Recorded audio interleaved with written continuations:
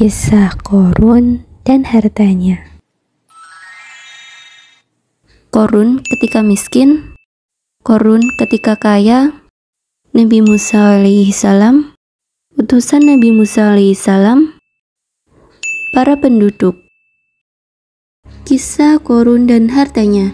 Kisah ini disebutkan dalam Al-Quran surat ke-28, surat Al-Qasas ayat 76 hingga ayat 83. Dalam kisah ini menceritakan seorang yang miskin bernama Qorun yang kemudian menjadi kaya raya. Namun ketika ia telah menjadi orang yang kaya raya, ia menjadi sombong dan suka membanggakan diri. Alkisah, pada zaman dahulu di daerah Mesir, hiduplah seorang laki-laki yang sangat miskin bernama Qorun. Hidup serba kekurangan dan kelaparan merupakan bagian dari kesehariannya. Meskipun demikian, Qorun merupakan seorang hamba yang taat dalam beribadah dan mengingat Allah Subhanahu wa Ta'ala. Ya Allah, hamba memohon kepadamu, berikanlah hamba rezeki dan kecukupan, wahai Zat yang Maha Kaya. Amin. Pada suatu hari, Nabi Musa alaihissalam datang menghampiri kediaman Qorun yang masih merupakan kerabatnya tersebut.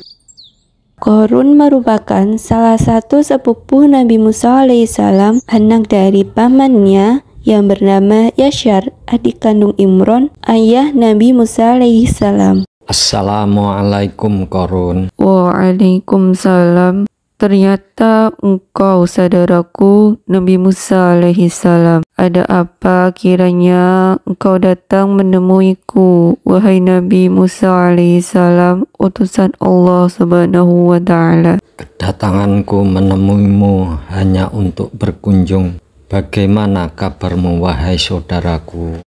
Sebagaimana yang kau pun tahu, aku hidup serba sangat kekurangan dan sering kelaparan, tidak makan berhari-hari. Adapun pakaianku hanya pakaian sederhana dan lusuh yang menempel di badan ini. Bahkan sekeping pun aku tidak memiliki uang sama sekali.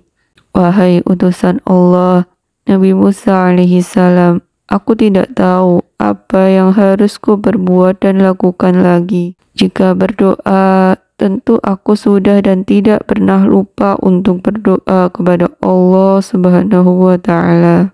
Demikianlah ketika Qorun sedang berkeluh kesah kepada Nabi Musa alaihissalam dengan kesedihan yang sungguh menyayat hati dan meminta kepada Nabi Musa agar berkenan mendoakannya terbebas dari kemiskinan dan mendapat anugerah harta serta kekayaan. Kemudian Nabi Musa alaihissalam pun mendoakan Qorun kepada Allah Subhanahu wa Ta'ala. Ya Allah, ya Rahim, angkatlah derajat saudaraku Qorun dan bebaskan ia dari kesulitan serta kemiskinan. Amin. Kemudian pada suatu hari Nabi Musa alaihissalam mengajarkan Qorun keterampilan untuk mengolah emas. Sejak saat itu Qorun semangat dan pantang menyerah dalam mengasah dan menekuni keterampilan mengolah emas yang telah diajarkan oleh Nabi Musa alaihissalam. Perlahan namun pasti, usaha dan kerja kerasnya membuahkan hasil yang sangat bagus. Demikianlah setahap demi setahap keberhasilan dan kekayaan diraih Qorun. Kini Qorun telah berubah hingga Qorun berhasil menjadi orang yang kaya raya. Dia memiliki istana yang megah dengan harta yang luar biasa banyaknya yang disimpan dalam lumbung-lumbung istimewa di dalam istananya. Akan tetapi, harta dan kekayaannya menjadikan ia sombong, lupa untuk beribadah, serta mengingat Allah Subhanahu wa Ta'ala. Akhirnya hartaku sangat banyak sekali. Kini aku kaya raya, saatnya aku menikmati hartaku. Hartaku yang berlimpah ruah ini. Aku Qorun si manusia terkaya di Mesir. Dengan hartaku, aku bisa mendapat semua-muanya, semua yang aku mau dan semua yang aku inginkan.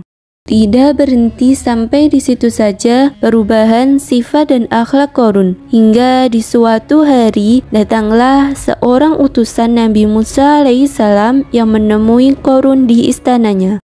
Assalamualaikum. Waalaikumsalam, engkau rupanya. Kemarilah.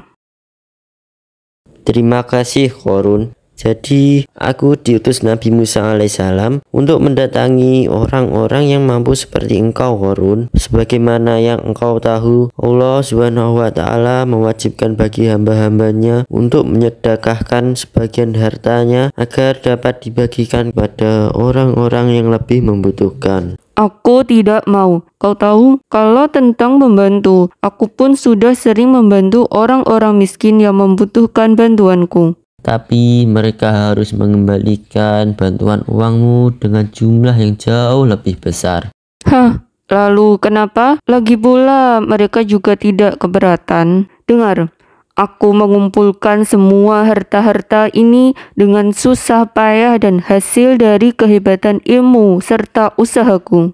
Wahai Qarun, apakah kau lupa? Kau begini karena diawali dengan doa yang pernah Nabi Musa alaihissalam panjatkan untukmu kepada Allah Subhanahu wa Ta'ala.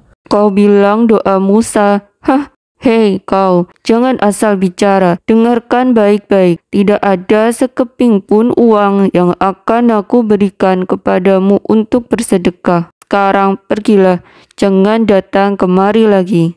Kemudian utusan Nabi Musa alaihissalam meninggalkan istana Qarun dan melaporkan kejadian tersebut kepada Nabi Musa alaihissalam. Setelah berlalunya kejadian tersebut, Qarun justru semakin sombong dan membanggakan diri. Setiap harinya ia rutin berkeliling menyusuri area perkampungan yang mayoritas penduduknya hidup dalam kesusahan. Dia seolah-olah dengan sengaja memamerkan harta dan ia yang telah menjadi orang yang kaya raya. Para penduduk pun membicarakan Qarun dan kekayaannya. Wah, lihatlah itu Qarun. Sekarang ia telah kaya raya. Punya istana yang megah, harta melimpah, bahkan jubahnya terlapisi dengan emas. Tapi sangat disayangkan kini ia menjadi sombong. Kemudian datanglah Nabi Musa alaihissalam menghampiri Qarun. Assalamualaikum Qarun. Musa, waalaikumsalam. Ada apa gerangan wahai saudaraku Musa? Wahai Qarun, taatlah kepada Allah Subhanahu wa Ta'ala. Aku hendak mengingatkanmu bahwa setiap harta yang kita miliki, di dalamnya terdapat sebagian hak orang lain yang membutuhkan. Janganlah bersikap sombong, bersedekahlah dan berilah bantuan kepada orang lain yang membutuhkan. Karena Allah Ta'ala bisa dengan mudah mengambil semua harta-harta sebagaimana dengan mudahnya ketika Allah Subhanahu wa Ta'ala memberikannya. Janganlah engkau menyombongkan diri dan bertindak semaumu Qarun. Wahai Musa, hanya untuk ini sajakah kau datang menghampiriku?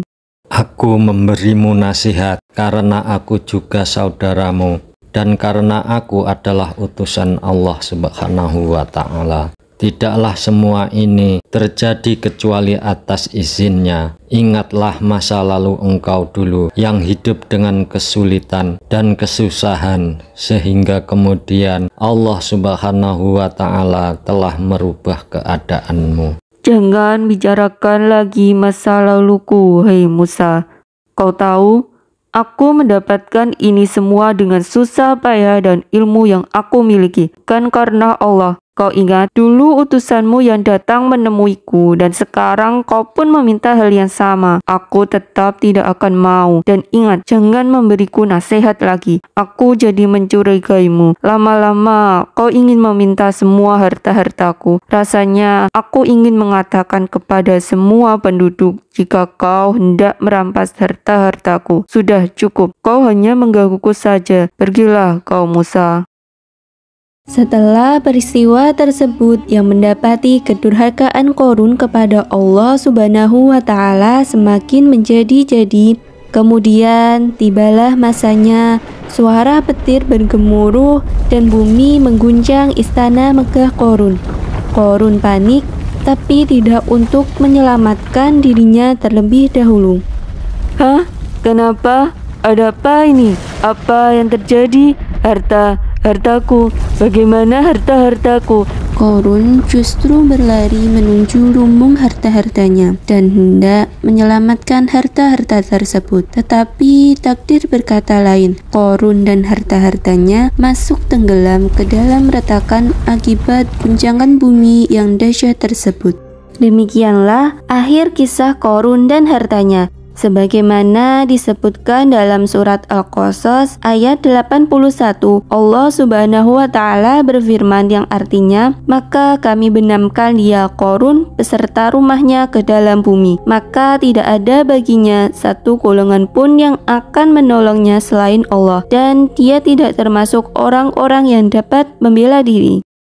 Pelajaran yang dapat kita ambil dari salah satu kisah dalam Al-Quran, kisah Qarun dan hartanya ini, yaitu janganlah menjadi orang yang sombong dan membanggakan diri. Dunia dan seisinya hanyalah titipan semata. Semua adalah milik Allah Subhanahu wa Ta'ala, dapat dengan mudah diambil sesuai kehendaknya. Berbuat baiklah seperti dengan bersikap baik kepada siapapun, menolong orang yang membutuhkan, dan bersedekah, karena semua kebaikan yang kita lakukan selama di dunia dapat menjadi keberuntungan kelak di akhirat. Wallahu a'lam bishawab. Terima kasih.